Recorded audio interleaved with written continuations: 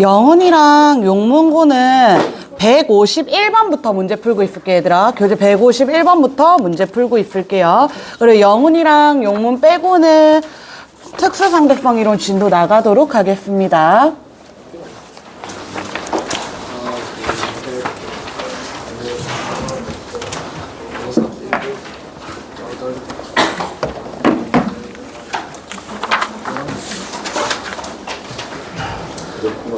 너넨 특상 들어가잖아 항상. 답지. 못 받았어?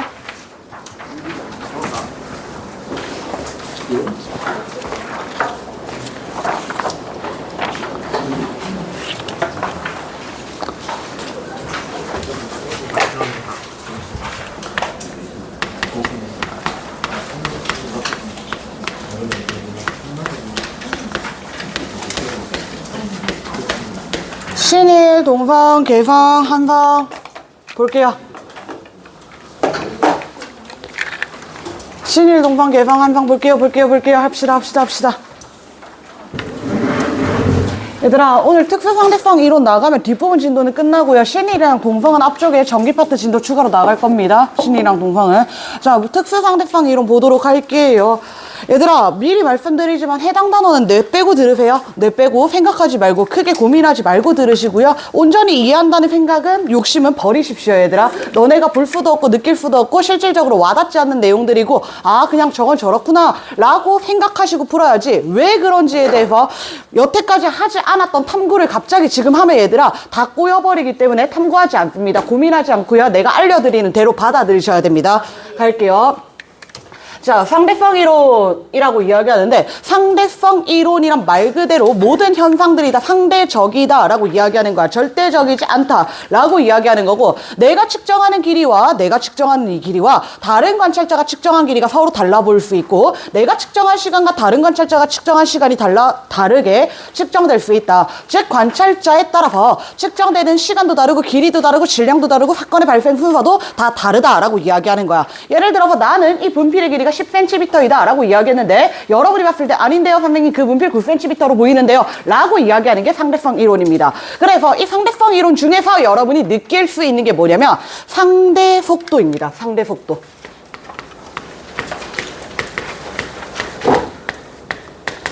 상대 속도 개념 자체는 어렵지 않습니다. 볼게요 얘들아. 여러분 지면에 대해서 정지해 있는 관찰자고요. 저는 지면에 대해서 오른쪽으로 1m/s로 움직이고 있습니다. 그러면 이때 여러분이 선생님을 보았을 때 선생님은 오른쪽으로 1m/s 플러스 1m/s의 속도로 운동합니다 라고 이야기할 거잖아. 근데 내 입장에서는 다르다고. 나는 가만히 있어. 나도 가만히 있고 분필도 가만히 있고 나 시리도 가만히 있는데 너네가 왼쪽으로 1m/s로 운동합니다 라고 이야기한다는 거야. 그래서 아까 이야기했던 시간, 길이, 질량처럼 속도도 상대적으로 측정된다 라고 이야기하는 게 상대 속도이고요. 상대 속도는 기호로 나타낼 때는 VAB 이렇게 표현을 합니다. 이 의미는 A가 본 B의 속도, A가 본 B의 속도 내지는 A에 대한 B의 속도 이렇게 표현을 할 겁니다. 그래서 A가 본 B의 속도는 우리가 B의 속도에서 A의 속도를 빼서 계산한다 라고 이야기해 주시면 됩니다. 간단하게 예시 몇 가지만 들어볼게요. A는 오른쪽으로 3m/s로 운동을 하고요. B는 오른쪽으로 5m/s로 운동을 합니다. 그 다음 C는 왼쪽으로 1m/s로 운동을 한다 라고 이야기해 보도록 하겠습니다. 자, 그럼 이때 A가 보았을 때를 이야기해보자. A가 보았을 때 B의 속도는 얼마로 보일까요, 얘들아? 그렇죠. 2m/s 오른쪽으로 운동하는 것처럼 보이겠죠? 플러스 2m/s. 다시 한 번 더. A가 보았을 때 C의 속도는 얼마로 보이겠습니까? 얼마 얘들아?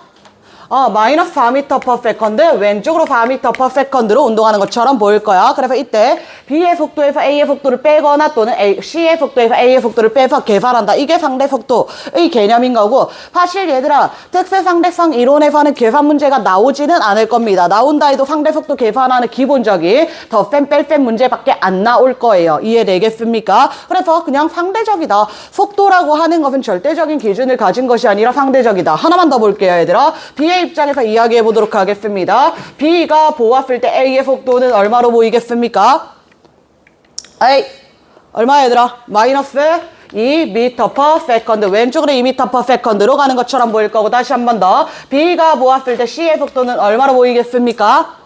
그렇지. 마이너스 6m/s로 가는 것처럼 보일 거예요. 그럼 다시 한 번 더. 이때 A가 C의 속도는 마이너스 4m/s였는데 B가 C의 속도는 마이너스 6m/s다. 관찰자에 따라서 상대 속도 다르게 측정될 수 있다. 속도는 상대적이다 라고 이야기하는 거야. 그래서 오늘은 속도뿐만 아니라 길이 시간도 상대적이다 라는 이야기 할 거고요. 그리고 얘들아 이때 상대성 이론 중에서도 우리가 오늘 배우는 거는 특수 상대성 이론입니다.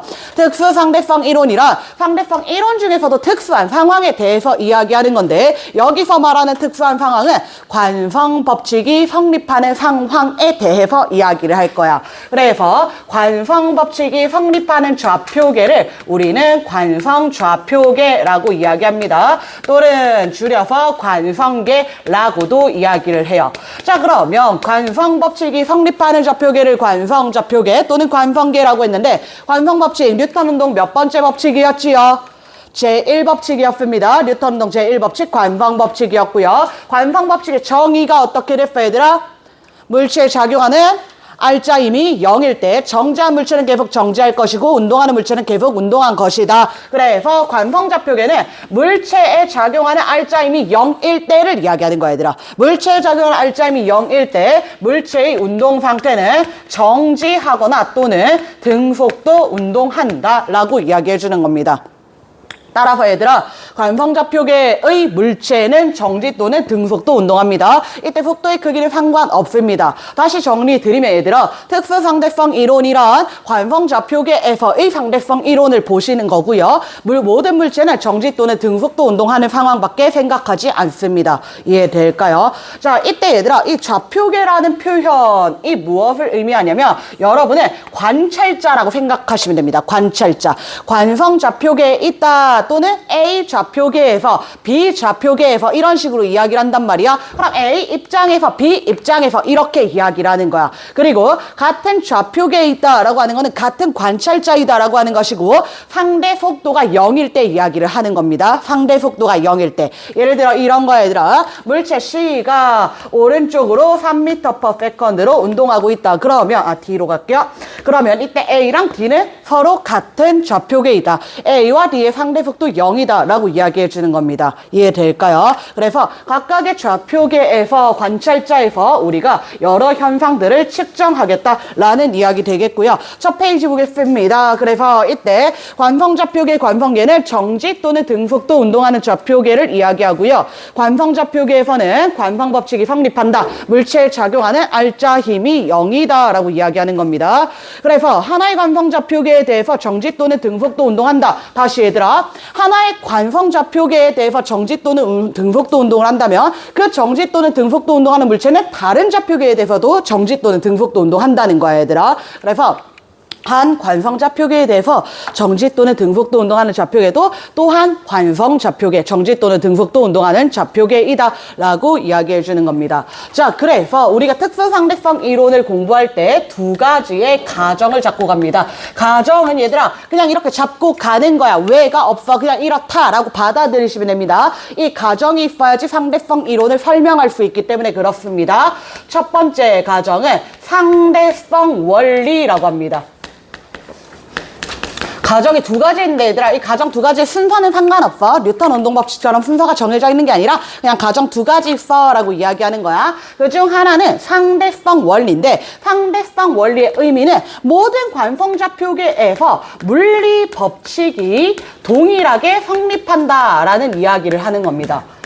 당연한 이야기잖아 얘들아. 근데 왜 이 말을 굳이 넣냐면 이제부터 좌표계에 따라서 즉 관찰자에 따라서 모든 현상이 다르게 상대적으로 보인다라고 이야기했잖아. 그래서 모든 현상이 다르게 상대적으로 보이지만 이때 물리법칙은 동일하게 성립한다라는 가정을 가지고 가겠다는 거예요. 볼게요. 이때 F'이라는 관찰자가 있는데 좌표계가 있는 거야 얘들아. F'이라는 좌표계는 트럭 위에 타고 있다라고 이야기를 해볼게요. 트럭 위에 타고 있다. 그 다음 F라는 좌표계 관찰자는 지면에 서 있다라고 이야기를 해볼게. 그래서 이 트럭은 지면에 대해서 오른쪽으로 등속도로 운동하고 있습니다. 모든 좌표계는 등속도 또는 정지입니다. 다시 한 번 더 F는 지금 정지 상태에 있는 거고 F'은 등속도 운동하는 상태에 있는 거야. 그런데 얘들아, 이때 F' 입장에서는 이 트럭과 나는 속도가 동일하기 때문에 내가 트럭을 보았을 때 트럭의 상대 속도는 0, 즉 정지 상태에 있다는 거야. 다시 하나만 더 얘들아, 이때 F'이 공을 하나 들고 있어. 그럼 F'과 공의 속도도 같기 때문에 F'이 공을 보았을 때 상대 속도는 0, 정지 상태에 있다는 거야. 어떤 이야기냐면 봐봐 얘들아, 선생님이 지금 분필을 이렇게 들고 있잖아. 내가 분필 들고 이렇게 앞으로 나아가고 있단 말이야. 그럼 여러분이 봤을 때 지금 분필이 움직이는 것처럼 보일 거잖아. 근데 내 입장에서 분필은 움직여 안 움직여? 안 움직인다는 거야. 여러분과 책상과 의자가 다 같이 왼쪽으로 운동을 하고 있다. 이렇게 이야기하겠다는 겁니다. 자, 그러면 이때 F'의 입장에서 보았을 때 공을 위로 던졌어요. 그럼 이때 이 공은 제자리에서 위로 던졌기 때문에 위로 올라왔다 내려간다.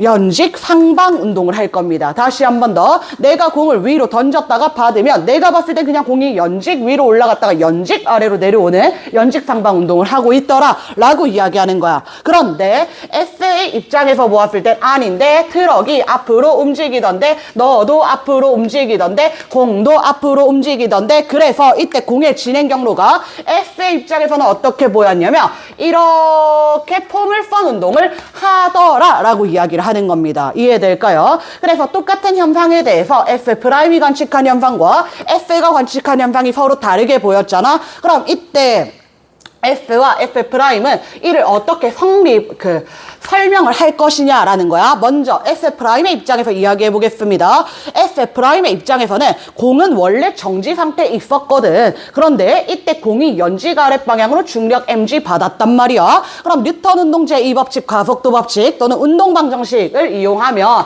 이때 F는 ma에서 mg 이꼴 ma가 된 거고, 따라서 가속도의 크기가 중력 가속도랑 같다. 그래서 올라가는 동안에는 느려지고 내려오는 동안에는 빨라지는 등가속도 운동을 하였어 라고 이야기를 하겠다는 거야. 자, 그럼 이때 F의 입장에서는 뭐라고 이야기하냐면, 아니 공이 정지해 있었던 것이 아니라 공은 오른쪽 방향으로 운동을 하고 있었단 말이야. 오른쪽 방향으로 운동을 하는데 연직 아랫 방향으로 중력 mg를 받았으니까 연직 방향으로는 다시 F는 ma에 의해서 mg 이꼴 ma가 될 거고, 가속도의 크기는 중력 가속도가 될 거야. 그리고 수평 방향은 힘을 받지 않았기 때문에 등속도 운동을 해서 E는 포물선 궤도를 그리게 되었어 라고 이야기한다는 거야. 그럼 다시 얘들아, 이때 F'의 입장과 F의 입장에서 나타나는 현상은 다르지만 F'도 F도 똑같이 물리법칙을 적용하여서 이 현상을 설명할 수 있다는 거야.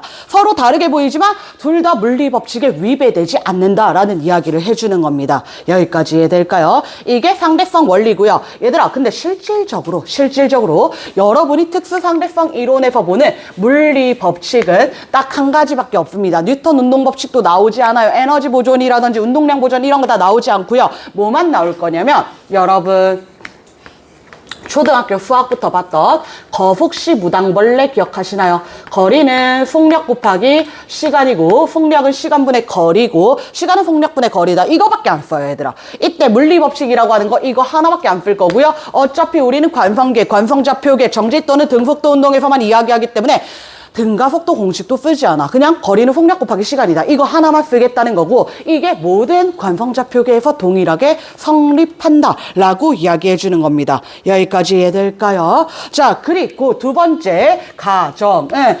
광속불변 원리입니다. 광속불변 원리. 얘들아, 광속이 뭐예요? 광속.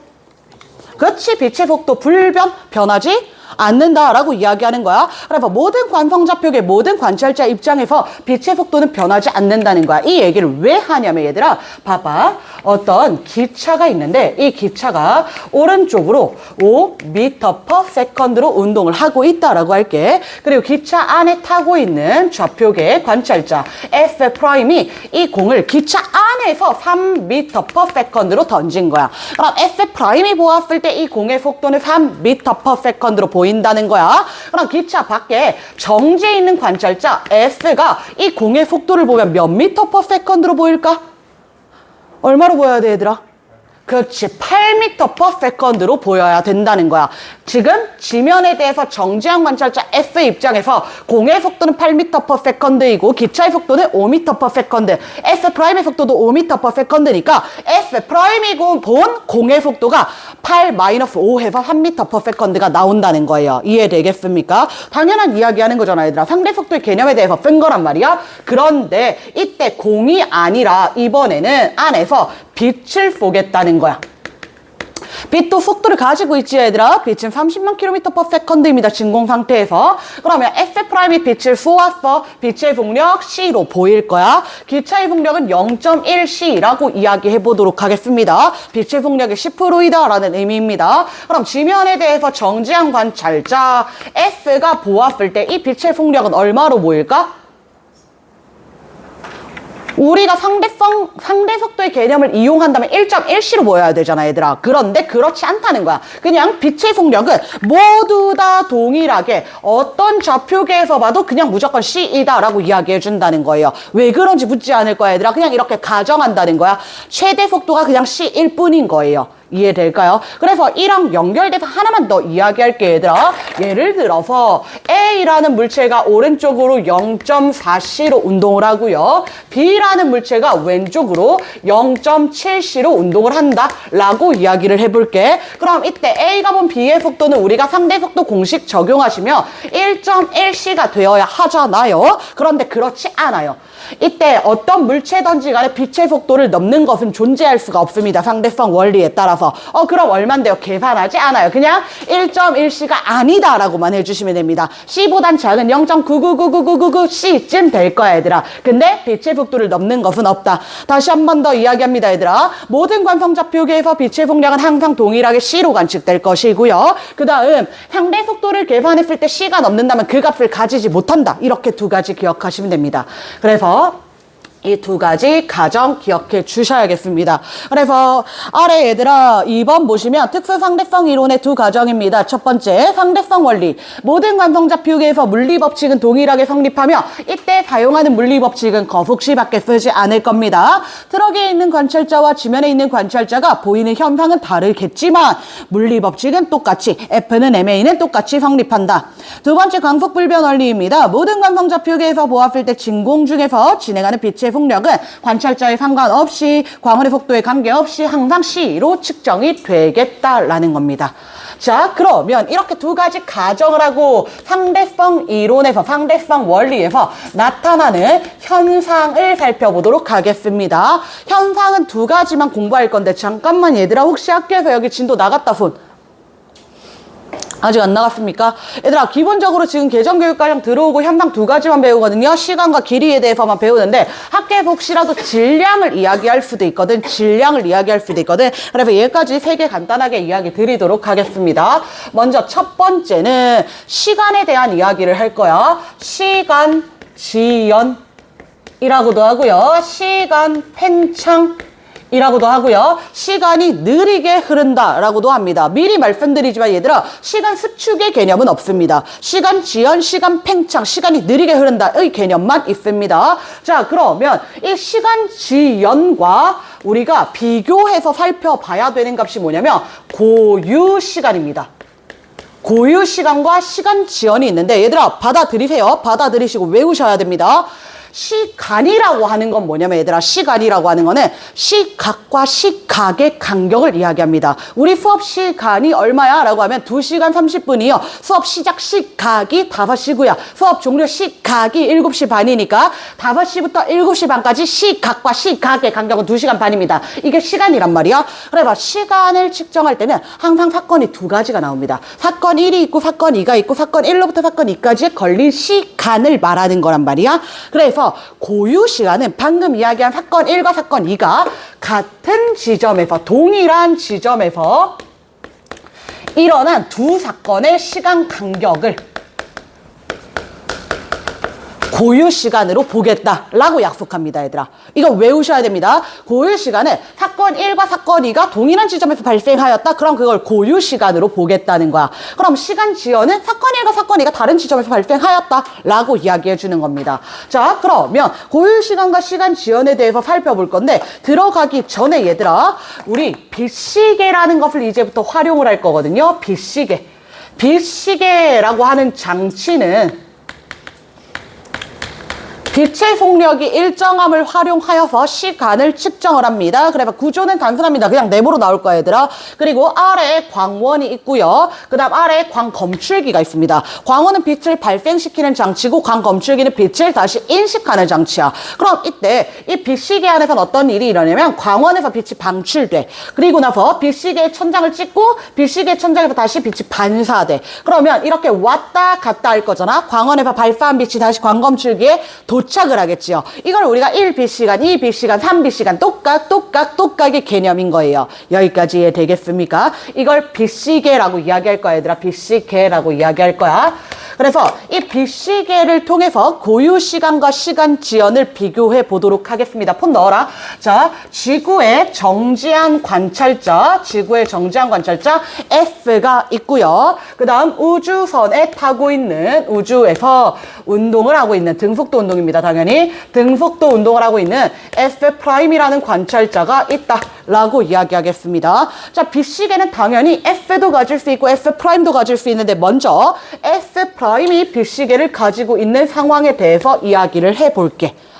자, 그럼 F'이 보았을 때, 다시 한 번 더, F'이 보았을 때 이 우주선과 빛시계와 나는 모두 정지하고 있는 상태란 말이야. 그렇기 때문에 내가 빛시계를 들고 이렇게 가고 있다라고 생각하지 않아. 세상이 지금 뒤로 가고 있다라고 이야기하는 거고, 우주선과 나, 빛시계는 모두 정지하고 있는 상태인 거야. 그렇기 때문에 F'이 봤을 때 빛의 진행 경로는 이와 같습니다. 똑깍 이렇게 왔다 갔다 할 거야. 이해될까요? 그럼 다시 얘들아, F'의 입장에서 사건 1이 여기서 일어났잖아요. 사건 2도 여기서 일어났다고요. 사건 1과 사건 2가 동일한 지점에서 일어났지요. 그렇기 때문에 F'의 입장에서는 빛시계가 한번 똑깍 하는 이 시간을 고유 시간이다 라고 이야기해줘야 되는 거야. 여기까지 될까요? 자, 그런데 F의 입장에선 그렇지 않다고. F의 입장에서는 F'을 보았을 때, 빛시계를 보았을 때, 우주선을 보았을 때 오른쪽으로 운동하고 있던데 라고 이야기를 할 거잖아.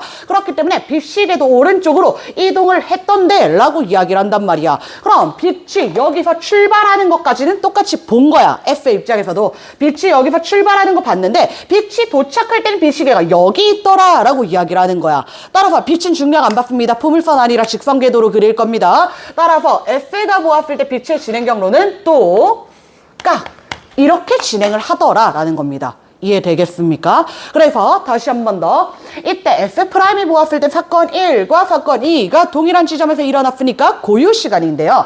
자, F가 보았을 때 사건 1은 여기서 일어났고요. 사건 2는 여기에서 일어났단 말이야. 그럼 서로 다른 지점에서 일어났고 다른 지점에서 일어났기 때문에 우리가 시간 지연이라고 이야기한다는 거야. 자, 그럼 왜 시간 지연인지에 대해서 이야기를 해보자, 얘들아. F'과 F가 보았을 때, F'이 보았을 때랑 F가 보았을 때 비교를 할 건데, 먼저 얘들아, 지금 빛이 진행하고 있고 빛이 운동하고 있는데 F'이 본 빛의 속력 C일 거고요. F가 본 빛의 속력도 C일 거고요. 빛의 속력은 당연히 서로 같을 거라는 거야. 여기까지 될까요? 자, 그리고 이때 F'이 보았을 때 빛이 진행한 경로를 L, F'이라고 하겠습니다. 그 다음 F가 보았을 때 빛이 진행한 경로를 L이라고 이야기하겠습니다. 그럼 다시 F'이 측정한 L'과 F가 측정한 L을 비교해 보시면 당연히 어떤 값이 더 큽니까? 여러분 눈에 보이시는 대로 말하면 됩니다. L'과 L 중에 누가 더 큰 값이야 얘들아? L이 더 큰 값이야. 이해될까요? 빛의 진행한 경로가. 자, 그리고 이때 F'이 빛이 왔다 갔다 하는 동안에 측정한 시간을 T'이라고 하겠습니다. F가 보았을 때 빛이 왔다 갔다 하는데 걸린 시간을 T라고 하겠습니다. 여기까지 될까요? 자, 그러면 이때 얘들아, 빛의 진행 속력은 F'이 보았을 때는 T'분의 L'이 될 거고 F가 보았을 땐 T분의 L이 될 거란 말이야. 그런데 C는 똑같아야 되잖아. T'분의 L'과 T분의 L은 똑같아야 되잖아. 그런데 L'보다 L이 더 크니까 T'보다 T가 더 크다라는 결론이 나오게 됩니다. 이해될까요? 다시 얘들아, 똑같은 속력으로 가는데 잘 봐 얘들아. F'이 봐도 F가 봐도 똑같은 속력으로 가는데 이때 F가 본 빛의 진행 경로가 더 길잖아. 그러면 F가 측정한 시간이 더 길어야 된다라고 이야기하는 거야. 그런데 절대적인 기준은 동일한 두 지점 사이에 왔다 갔다 한 사건을 우리가 고유 시간이라고 하잖아. 그럼 이때 F'이 측정한 시간을 고유 시간이라고 이야기를 해줘야 되는 거야. 그럼 F가 측정한 시간은 고유 시간보다 더 크게 측정되었잖아. 이것을 우리가 시간 지연 또는 시간 팽창 또는 시간이 느리게 흘렀다라고 이야기하는 겁니다. 될까요? 얘들아 잠 깨세요. 여기 되게 재밌고 흥미로운 이야기인데 이렇게 좋을 거야 얘들아? 여기 개 재밌는 얘기인데. 자, 계속 볼게요. 그럼 만일 우주선의 속력이 더 빨랐다면 빛의 진행 경로는 더 길어졌을 거지. 빛의 진행 경로가 더 길어진다면 이때 측정될 시간도 더 많이 느리게 흘렀다. 팽창되었다. 지연되었다라고 이야기하는 거야. 다시 한 번 더 얘들아. 그래서 시간 지연은 관찰자에 대해서 운동하는 속도의 크기가 빠르면 빠를수록 시간 지연, 시간 팽창이 많이 일어난다. 시간이 더 느리게 흐른다. 이렇게 이야기를 해주겠다는 거야. 자, 그럼 볼게요, 얘들아. 예시 들어볼게요. 자, A는 지면에 대해서 정지하고 있는 관찰자고요. B는 오른쪽으로 0.4C로 운동하고 있고 C는 오른쪽으로 0.6C로 운동을 하고 있어. 자, 그럼 A가 측정했을 때 B랑 C 중에 누구의 시간이 더 느리게 간다라고 이야기해야 돼? C의 시간이 더 느리게 간다라고 이야기해야 돼. 그럼 B의 시간은 C의 시간보다 빠르게 간다. 이렇게 이야기를 해줘야 된다는 거야. 여기까지 이해되겠습니까? 자, 그리고 얘들아, 한번 이번에는 바꿔서 이야기를 해볼게. 관찰자 입장을 바꿔서 이번에는 지면에 정지한 관찰자 F가 빛시계를 가지고 있는 거야. 그리고 달리는 우주선에서 F'이 이 빛시계를 관찰을 해보겠다는 거야. 자, 얘들아 잘 들어야 돼. 헷갈리면 안 돼. 이때 F의 입장에서는 나 정지해 있고 지구 정지해 있고 빛시계 정지해 있으니까 F가 봤을 때 빛시계의 진행 경로가 똑각이야. 이해될까? 그럼 F가 봤을 때 사건 1과 사건 2의 발생 지점이 동일한 거야. 되겠습니까? 그런데 F'의 입장에서 봤을 때는 내가 운동하는 것이 아니라 F랑 지구랑 빛시계가 왼쪽으로 운동하고 있는 것처럼 보일 거잖아. 그럼 빛이 여기 1번에서 출발한 것까지 봤는데 빛이 도착할 때는 빛시계가 왼쪽으로 이동해 있었으니까 F'이 보았을 때는 빛의 진행 경로가 이와 같았다라는 거예요. 되겠습니까? 이렇게 가고 있다는 거예요. 자, 그러면 이때 다시 한 번 더 얘들아, F'과 F의 입장에서 또 이야기를 할 거야. F'이 측정한 빛의 속력도 C일 거고요. F가 측정한 빛의 속력도 C일 거고요. 당연히 같다는 거야. 될까? 그러면 이때 진행한 경로를 뭘로 잡을까? L 한번 썼으니까 X로 잡을까요? 이때 F가 측정한 경로를 X라고 잡겠습니다. 그리고 F'이 측정한 경로를 X'이라고 잡겠습니다. 자, 그럼 다시 한 번 더 X'과 X를 비교를 해보시면 이번에는 X'이미 X보다 더 큰 값을 가지잖아요. 그럼 이때 왕복하는 동안 걸린 시간을 다시 한 번 더 F'이 측정한 시간을 T'이라고 하겠고요. F가 측정한 시간을 T라고 하겠습니다. 그럼 이때 T'분의 X'과 T분의 X는 똑같아야 된다고. 그렇기 때문에 이번에는 T'이 T보다 더 큰 값이에요. 그럼 다시 얘들아, 이때 T'과 T 중에 누가 고유 시간이야? T가 고유 시간이지 얘들아. 관찰자 F가 측정했을 때 사건이 같은 지점에서 일어났기 때문에 T가 측정한 거, F가 측정한 게 고유 시간이 되는 거고, F'이 측정한 시간은 고유 시간보다 길게 보이는 시간 지연이 되겠다라는 이야기입니다. 이해될까요 얘들아? 되겠습니까? 그럼 선생님 봐봐요. 봐봐요 얘들아. F가 F'의 시간을 측정하면 시간 지연이 일어난다 그랬지요. 다시 얘들아, 이 T는 F가 F'의 빛시계를 측정했을 때 시간 지연이 일어난다는 거야. 다시 보세요 얘들아. 이때 다시 여기서 이 T'은 F'이 F의 빛시계를 측정했을 때 시간 지연인 거야. 됩니까? F가 F'의 시간 측정하면 시간 지연이고요. F'이 F의 시간 측정해도 시간 지연입니다. 당연한 이야기야 얘들아. 왜냐하면 F가 봤을 때는 F'이 운동하는 거고 F'이 봤을 때는 F가 운동하는 것이기 때문에 그렇습니다. 될까요? 다시 한 번 더 얘들아. 그러면 F'이 F'의 시계를 측정한 것은 고유 시간이야. F가 F의 시간을 측정한 건 고유 시간이야. F가 F'의 시간을 측정한 것은 시간 지연이야. 이해됩니까? 될까요? 다시 얘들아 잘 봐줘. 한 번만 눈 떠볼래? 여기서 이 T는 F가 F'의 빛시계를 측정한 거지. 될까? 여기서 이 T는 F가 F의 시계를 측정한 거지. 그럼 F가 F의 시계를 측정하면 고유 시간이고 F가 F'의 시계를 측정하면 시간 지연이야. 다시 한 번 더 볼게요. 이때 이 T'은 F'이 F'의 빛시계를 측정한 거지. 다시 여기서 이 T'은 F'이 F의 빛시계를 측정한 거지. 그래서 얘들아 결론적으로 말하면 내가 내 시간을 측정하면 고유 시간이지만 나에 대해서 상대적으로 운동하고 있는 관찰자의 시간을 측정하면 시간 지연이다 라는 이야기 해주는 겁니다. 시간 지연이다. 이해되겠습니까? 상대적인 개념이다 라는 거 이야기해 주는 거예요. 상대적인 개념이다. 자, 그래서 얘들아 한 번 더 볼게요.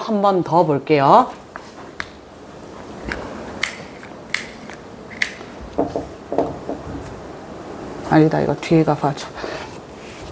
교재 볼게요 얘들아. 오른쪽 페이지 보시면 첫 번째 시간 지연, 시간 팽창. 정지한 관찰자가 빠르게 운동하는 관찰자를 보면 상대편의 시간이 느리게 간다라고 하는데 얘들아 이거 절대적인 기준이 아니야. 운동하는 관찰자가 정지한 관찰자를 봐도 시간이 느리게 갑니다. 내 기준에서 말하는 거야. 내 기준에서 나는 정지했는데 나에 대해서 운동한다? 그럼 시간이 느리게 가는 것처럼 보이더라 라고 이야기해 주는 겁니다. 그래서 고유 시간이라고 하는 것은 같은 위치에서 일어난 두 사건의 시간 간격을 말한다. 다시 고유 시간은 같은 위치에서 일어난 두 사건의 시간 간격을 고유 시간이라고 이야기할 거고 시간 지연은 다른 지점에서 일어난 두 사건 사이의 시간 간격을 이야기한다. 그래서 얘들아 지금 그림에 나와 있는 것은 이 경우만 그려준 거야 얘들아. 여러분 교재에는 이 경우만 그려준 건데 반대의 경우도 생각해 줄 수 있어야 되겠습니다. 될까요? 뒤로 넘어갈게요 얘들아. 이번엔 두 번째 길이 수축입니다.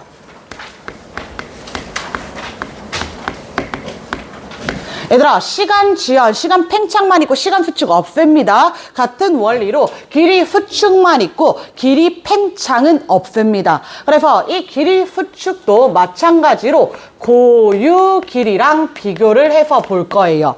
그럼 고유 길이의 기준은 어떻게 되냐면 길이라고 하는 것은 어떤 물체의 길이를 측정할 수도 있고 두 지점 사이의 거리를 측정할 수 있단 말이야. 그래서 이때 물체 또는 두 지점이 정지해 있으면 고유 길이인 거야. 나에 대해서 관찰자에 대해서 정지한 두 지점을 측정하면 고유 길이가 될 거고 움직이는 두 지점 사이의 간격을 측정하면 길이 수축이 됩니다.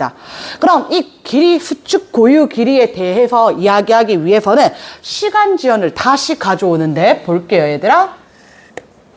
지구에 관찰자 S가 있어요. 그리고 지구에 대해서 정지한 행성 A와 B가 있어. 그럼 지구에 대해서 행성 A와 B가 정지해 있기 때문에 행성 A부터 행성 B까지의 거리는 지구가 측정한 게, S가 측정한 게 고유 길이가 될 거야, 얘들아. 됩니까? 자, 우리가 길이를 측정할 때는 A부터 B까지 자를 들고 측정을 해도 되지만 거리가 너무 멀잖아. 그럼 거속시 이용해서 측정을 할 수 있는 거야. 내가 속도가 일정한 물체가 A를 지나고 B를 지난다 라고 이야기했을 때 이 속도가 V로 일정한 물체가 T의 시간을 걸려서 통과했다면 이때 둘 사이의 거리 F는 V 곱하기 T이다 이렇게 이야기할 수 있겠지요. 이해됩니까? 이 방식으로 갈 거예요. 자, 그럼 이때 S'과 F가 측정한 A와 B 사이의 거리를 비교를 해 볼 거야.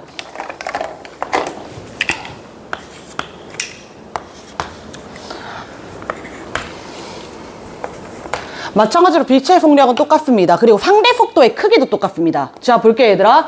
S가 봤을 때 S'의 속도가 V지. 그럼 S'의 봤을 때 S의 속도도 V가 될 거야. A의 속도도 V가 될 거고, B의 속도도 V가 될 거야. 이해됩니까? 얘들아, 이 문제에서는 지구랑 S랑 A랑 B랑 같은 좌표계에 있는 거야. 상대 속도가 0이 되기 때문에. 그래서 지구에서, 또는 S에서, 또는 A에서, 또는 B에서 S'의 속도를 봤을 때, 우주선의 속도를 봤을 때는 V로 보일 거고요.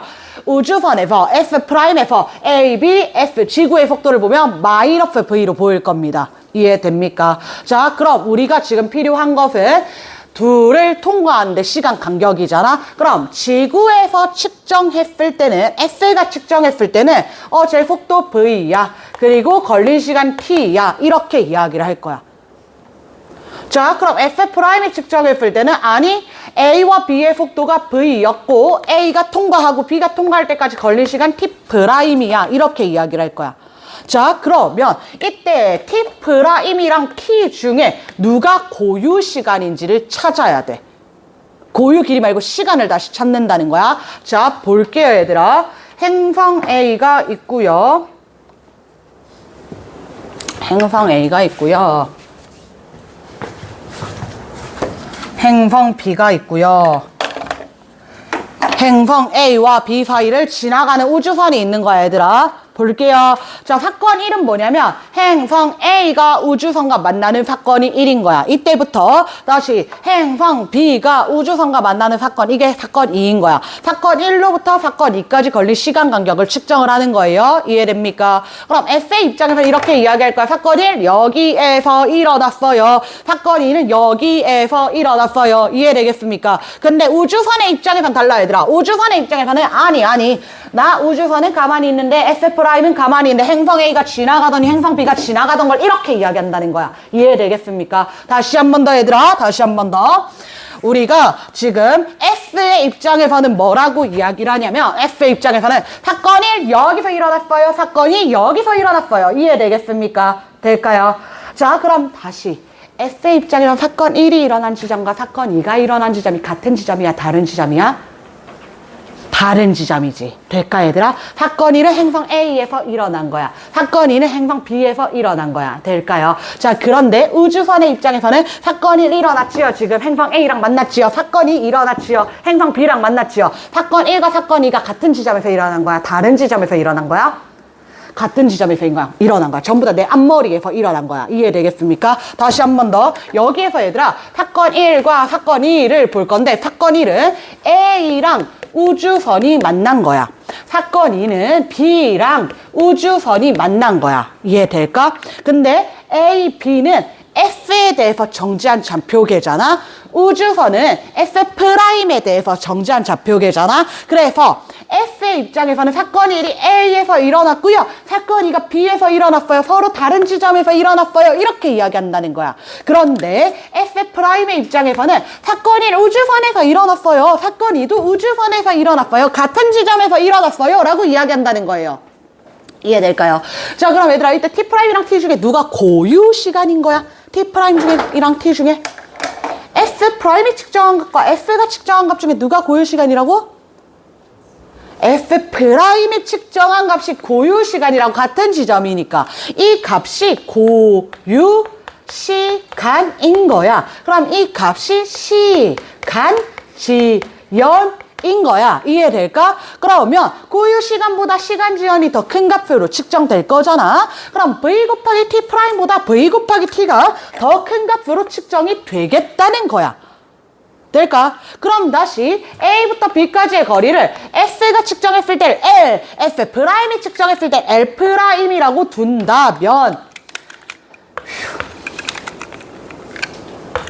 이라고 둔다면 이때 이 값은 L이 측정한 값이 더 크겠구나 라는 거야. S가 측정한 L이 더 크겠구나 라는 거야. 될까? 근데 시작할 때 뭐라 그랬어? 정지한 두 지점 사이의 간격을 측정해야지 고유 시간이라 그랬잖아. S가 측정한 고유 길이라 그랬잖아. S가 측정한 길이가 고유 길이가 되는 거야. 그럼 S 프라임이 측정한 길이는 그 길이보다 짧아 보이지? 길이 수축. 얘들아, 뇌 빼고 들으라고 그랬지. 의식 빼고 들으라고 하지 않았어. 눈 떠. 들어야 돼, 얘들아. 뇌만 빼. 졸지 마. 안 돼, 안 돼. 얘들아, 여기 생각보다 쉽게 맞출 수 있단 말이야. 앞에 역학 문제보다 전기력 자기장 계산 문제보다 훨씬 간단하게 맞출 수 있단 말이야. 글 읽을 줄 알면 맞출 수 있는 문제인데 놓치지 마시라고 얘들아. 눈 뜨시고요. 정신 차리고요.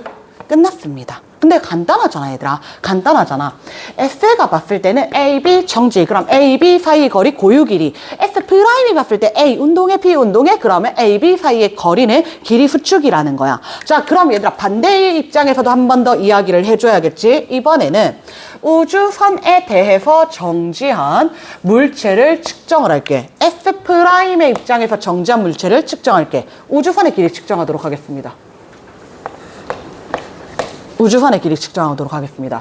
자, S 프라임이 오른쪽으로 V의 속력으로 달리고 있다. S가 지구에서 그를 보고 있다. 라고 이야기해 보도록 하겠습니다. 얘들아, 결론부터 말할게. 증명하기 전에 결론부터 말할게. 이때 우주선의 길이 S 프라임이 측정했을 때 D 프라임이라고 하고 S가 측정했을 때 D라고 하자. 그럼 다시 얘들아, S 프라임이 측정한 게 고유 길이야? S가 측정한 게 고유 길이야? 누가 측정했을 때 우주선이 정지해 있어? S 프라임이 측정했을 때 정지해 있지. 그럼 누가 측정했을 때 고유 길이야? S 프라임이 측정했을 때 고유 길이라는 거야. 이해됩니까? 그럼 S가 측정했을 때 우주선 움직이고 있잖아. 그치? 그럼 길이 수축이라는 거야. 이해됩니까? 되겠습니까? 자, 그러면 증명해 볼게요. 이때 우주선의 길이를 어떻게 측정하냐면 기준 막대기가 하나 있어야 됩니다. 기준 막대기가 하나 있어. 기준 봉을 하나 세워놓고 이때 이 우주선이 기준 막대기를 완전히 통과하는 데까지 걸릴 시간이 필요한 거야. 완전히 통과하는 데까지. 그러니까 사건 1이 뭐냐면 우주선의 막대기랑 우주선의 앞머리가 만날 때가 사건 1인 거야. 사건 2는 완전히 통과했을 때니까 다시 막대기랑 우주선의 뒷머리가 만났을 때가 사건 2인 거야. 이해되겠습니까? 자, 이게 사건 1이고요. 이게 사건 2가 된다는 거야. 되겠습니까? 자, 그러면 S의 입장에서는 사건 1이 막대기에서 일어난 거야. 사건 2도 막대기에서 일어난 거야. 막대기와 막대기에서 일어났으니까 S의 입장에서 측정한 게 무슨 시간이다? 고유 시간이다 라고 이야기해 주는 거야. 그런데 우주선의 입장에서 S 프라임의 입장에서는 사건 1은 우주선의 앞머리에서 일어났잖아. 사건 2는 우주선 뒷머리에서 일어났단 말이야. 그러니까 이때 사건 1과 사건 2의 시간 간격이 시간 지연, 시간 팽창이라는 거예요. 다시 얘들아, 우리가 봤을 때는 지면의 정지한 관찰자 S가 봤을 때 사건 1 일어났어요, 사건 2 일어났어요 이렇게 이야기할 거잖아. 사건 1 여기서, 사건 2 여기서 일어났어요 라고 이야기할 거란 말이야. 근데 우주선의 입장에서 뭐냐면 사건 1 여기서 일어났어요, 사건 2 여기서 일어났어요 이렇게 되는 거야. 다시 우주선의 입장에서 사건 1 일어났어요, 사건 2 일어났어요 이렇게 된다는 거야. 막대기가 지나가고 있는 것이기 때문에 그렇습니다. 이해될까요? 자, 그러면 다시 한 번 더 정리하겠습니다. 따라서 S'과 S가 측정한 거리를 각각 D'과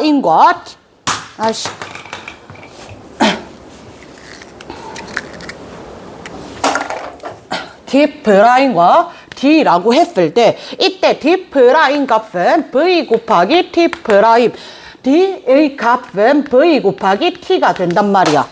될까? 이때 T 프라임이 시간 지연이고요. T가 고유 시간이잖아. 그럼 VT 프라임이 VT보다 클 거고 당연히 D 프라임이 D보다 길 거야. 그런데 이때 이 우주판의 길이는 F 프라임에 대해서 정해져 있으니까 이 값이 고유 길이. 이 값이 길이 수축이다. 라고 이야기하는 거야. 그러면 결국에 얘들아 길이 수축도 시간 지연에서 개념을 가져왔잖아. 그러면 이때 속력이 빠르면 빠를수록 시간 지연도 많이 일어날 거고 길이 차이도 많이 나게 될 거고 길이 수축도 많이 일어나게 되는 겁니다. 그리고 이때 길이 수축은 항상 운동 방향과 나란한 방향으로만 일어납니다. 즉 무슨 말이냐면 S가 보았을 때 우주선의 길이가 짧게 보여. 하지만 우주선의 높이는 그대로 보인다는 거야. 운동 방향과 나란한 방향으로만 길이 수축 일어날 겁니다. 여기까지 될까요? 자, 그래서 이번 길이 수축 보겠습니다. 한 관성좌표계의 관찰자가 상대적으로 운동하는 물체를 보면 그 길이가 수축되는 것으로 보인다. 고유 길이는 정지 상태에 있는 물체의 길이 또는 한 관성좌표계에 대해서 고정된 두 지점 사이의 거리이다, 길이이다. 그래서 마찬가지로 얘들아 교재는 여기까지 나타냈고요. 여러분이 이 반대 상황도 이야기를 해줘야 돼. 그럼 하나만 질문할게 얘들아. 나 지금 S 프라임 여러분 S라고 하겠습니다. 내가 지금 이 분필 지우개를 측정해 얘들아. S 프라임이 S에 대해서 운동하고 있습니다. 내가 분필 지우개를 측정하면 이 분필 지우개는 무슨 길이? 빨리 무슨 길이? 고유 길인 거야 얘들아. 내가 봤을 때는 고유 길인 거야. 내가 들고 가고 있잖아. 나에 대해서 정지하고 있단 말이야. 맞니? 근데 너네가 이 분필 지우개를 보면 무슨 길이? 길이 수축이다 라고 이야기해줘야 된다는 겁니다. 이해될까요? 자, 그럼 얘들아 다시 넣으시고요. 다시 넣으시고요. 이때 시간 지연이나 길이 수축 외에 한 가지가 더 있는데요. 학교 혹시라도 할까봐 설명만 간단히 할게요 얘들아.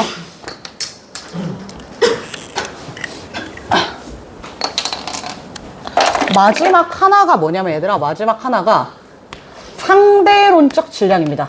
이건 증명은 안 하고요. 설명만 하겠습니다. 말 그대로 질량도 상대적이다 라고 이야기하는 거거든. 그럼 상대론적 질량은 고유 질량과 비교하십니다. 자, 고유 질량은 뭐냐면 나에 대해서 정지해 있는 물체 질량을 측정하면 고유 질량인 거야. 나랑 상대 속도가 0이면 고유 질량인 거야. 상대론적 질량은 나에 대해서 운동하는 물체의 질량이 상대론적 질량입니다. 그래서 이때 이 상대론적 질량과 고유 질량 비교해 보시면 항상 상대론적 질량이 더 큽니다. 빠르면 빠를수록 큽니다. 요 정도만 알아두시면 됩니다, 얘들아. 요 정도만 알아두시면 됩니다. 될까요? 질량도 상대적이다? 라는 이야기 드린 겁니다. 그러면 얘들아 이때 사실 시간 지연이나 길이 수축을 느낄 수가 없어. 왜 느낄 수가 없냐면 우리가 아무리 빨리 달린다고 해도 빛의 속도의 10%에 가까워지기 어렵단 말이야. 그래서 얘가 한 150km/h 빠르게 달리고 있어. 근데 빛의 속력은 30만 km/s란 말이야. 그래서 내가 아무리 빨리 달린다 해도 이 빛의 진행 경로 한 요 정도 늘어날까 말까인 거야. 우리 눈에는 거의 보이지 않는다는 거야. 그래서 이 빛의 진행 경로가 거의 일직선상을 유지하고 있기 때문에 우리는 실질적으로 시간 지연이나 길이 수축을 느낄 수가 없어. 그런데 이게 왜 맞다라고 공부를 하고 있냐면 증거가 있어서 그래 얘들아. 증거가.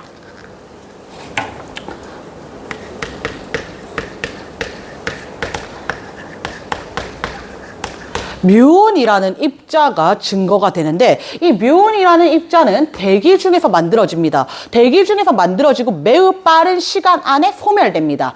매우 빠른 시간 안에 소멸되는 이유는 이 뮤온의 수명이 되게 짧아서 그래. 만들어지고 얼마 안 돼서 소멸된단 말이야. 그럼 우리가 일반적인 관점에서 생각을 해봤을 때 뮤온이라는 입자가 만들어졌어. 그리고 소멸까지 시간이 되게 짧아. 그럼 이쯤에서 소멸되어야 되고 지표 부근에서는 관측될 수 없어야 된단 말이야. 그런데 실제로 뮤온이 지표면에서 관측이 되더라라는 거야. 그럼 이 관측이 되는 것을 우리가 상대성 이론의 관점으로 설명을 드릴 거예요. 먼저 첫 번째, 지표면에 정지한 관찰자의 입장에서 이야기를 해보자. 지표면에 정지한 관찰자에서 이야기를 해보면 이때 이 뮤온 입자의 수명이 짧다 그랬잖아 얘들아. 수명이라는 것도 시간이잖아. 시간. 그러면 뮤온 입장에서 뮤온의 시간은 고유 시간이지. 뮤온이 탄생해서 죽을 때까지 탄생, 나에서 일어났고 죽음, 나에서 일어났고 같은 지점에서 일어난 거잖아. 그렇기 때문에 뮤온이 뮤온의 시간을 측정하면 고유 시간이고 고유 수명이고 시간이 짧단 말이야.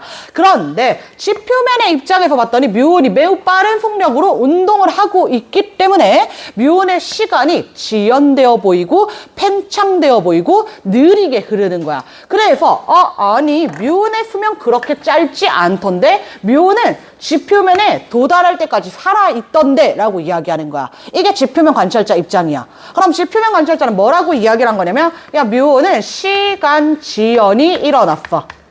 그래서 오래 살아 라고 이야기하는 거야. 자 그럼 다시 얘들아 이번에는 뮤온의 입장에서 이야기를 해보자. 달리는 뮤온의 입장에서 이야기할 건데 뮤온 입장에서 뮤온 시간은 무슨 시간이라고? 고유 시간이잖아요. 그런데 어떻게 지표면까지 도달을 하냐면 야 여기 산 꼭대기에서 만들어져서 산 바닥까지 도착을 할 건데 이때 이 산의 높이는 지표면에서 보면 고유 길이겠지만 뮤온의 입장에서 보면 이 산이 나를 향해서 운동을 하고 있는 거지요. 그럼 상대적으로 운동하는 관찰자이기 때문에 이 길이가 짧게 보인다는 거야. 뮤온 입장에서는 내가 발생한 지점에서부터 도착한 지점까지 움직이고 있기 때문에 이 길이가 수축이 되어서 보이고 나는 얼마 안 가서 땅에 도달을 했어. 수명은 짧았지만 땅에까지 갈 수 있었다 라고 이야기를 하는 겁니다. 될까요? 얘들아 상대성이로 여기가 끝이고요. 문제 하나만 풀어볼까요? 좋아요. 딱 하나만 풀자 얘들아. 2개 풀까? 130번.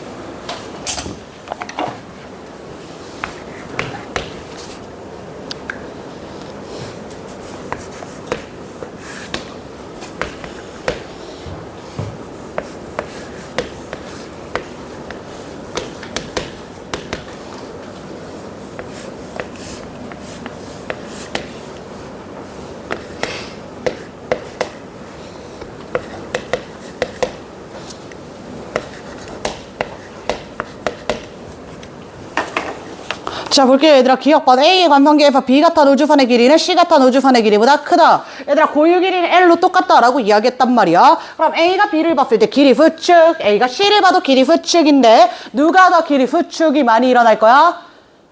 A가 봤을 때 B랑 C 중에 누가 더 길이 수축 많이 일어난다고? C가 더 많이 일어난다고. 누가 더 짧게 보인다고? C가 더 짧게 보인다고. 누가 더 길게 보인다고? B가 더 길게 보인다 라고 이야기해주면 된다는 거야. 리은방 광원에서 방출된 빛이 P에 도달할 때까지 진행한 거리는 B의 관성계에서가 A의 관성계에서보다 크다 라고 했는데 B랑 A랑 자 그럼 얘들아 C의 입장에서 먼저 이야기할게. C의 입장에서 BC가 가만히 있습니다. 그쵸? 그럼 C가 봤을 때 빛의 진행 경로는 연직선상을 그대로 따라갈 겁니다. 수직대로. 자, 그런데 A가 봤을 때 빛의 진행 경로 어떻게 그려질까, 얘들아? A가 봤을 때 빛의 진행 경로.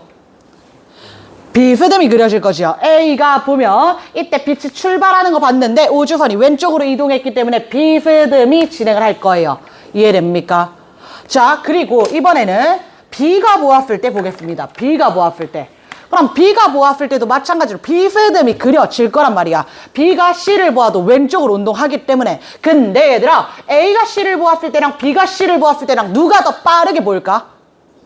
B가 C를 보았을 때 더 빠르게 보이겠지. 그럼 B가 C를 보았을 때 더 많이 이렇게 간 것처럼 보이겠다라는 거야. 이해될까요? 그럼 빛의 진행 경로를 비교해 보시면 C가 제일 작고요. 그 다음 A, 그 다음 B가 되겠습니다. 따라서 이때 빛이 진행한 거리는 B의 관성계에서가 A의 관성계에서보다 더 크다.